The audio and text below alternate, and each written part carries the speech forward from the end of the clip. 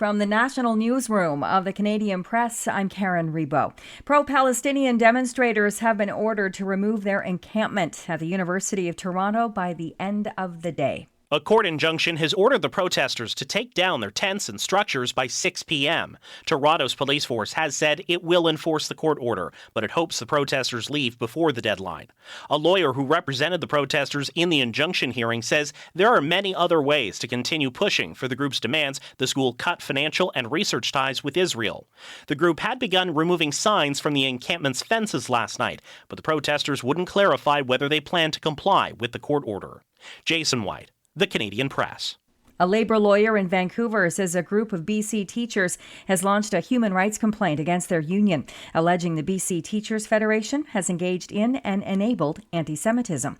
Paul Pulver, who says he represents BC Teachers Against Anti-Semitism, filed the complaint with the BC Human Rights Tribunal. He claims the union has ostracized the teachers because they are Jewish or because they hold currently unpopular views about Jews, Israel, and Hamas's October attacks.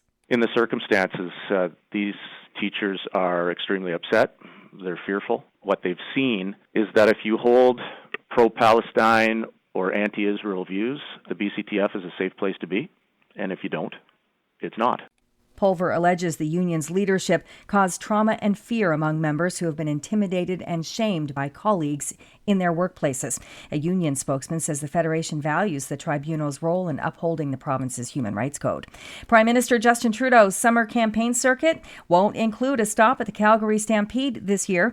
The annual 10-day rodeo and festival that gets underway Friday is usually a don't-miss event for politicians. And Trudeau hasn't missed a summer visit other than the COVID years of 2020 and 21. But his office confirms, without explanation, that there will be no pancake flipping or crowd hopping for the PM this year. Trudeau is currently dealing with his party's year-long slump in the polls and fallout from the Liberals' stunning loss of a long-held Toronto seat in a by-election last week. There are many Jamaicans praying right now. Please continue to lift up Jamaica in prayers. Jamaican Prime Minister Andrew Holness has already declared the entire island a disaster area for the next 7 days in anticipation of the earliest hurricane to ever arrive in the Caribbean nation.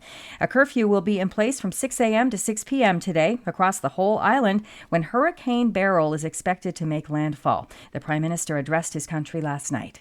Hurricane Beryl is the earliest Category 5 hurricane on record. It highlights the growing impact of climate change on global weather patterns, particularly on small island developing states like Jamaica. This is the Canadian Press. In sports, Spencer Horwitz had a solo home run, and George Springer followed that up with a 3-run homer as the Toronto Blue Jays held on for a 7-6 win over the Houston Astros Tuesday night at Rogers Centre. Horwitz says he likes the cat-and-mouse game with pitchers since he was called up from AAA Buffalo June 6th. Yeah, that's the enjoyment and the competitiveness that makes this game so great and that I enjoy so much. The highs and lows, the in-betweens, it's all part of it.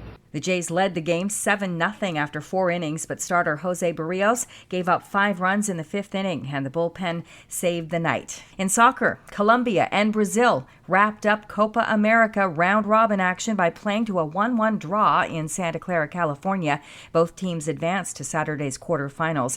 Meantime, Canada's Tajon Buchanan is scheduled to undergo surgery today after breaking his tibia in practice ahead of Canada's Copa America quarterfinal match against Venezuela this Friday in Texas. From the Canadian Press, I'm Karen Rebo. Thanks for listening. Don't forget to follow and subscribe. For more of today's top stories, visit thecanadianpressnews.ca.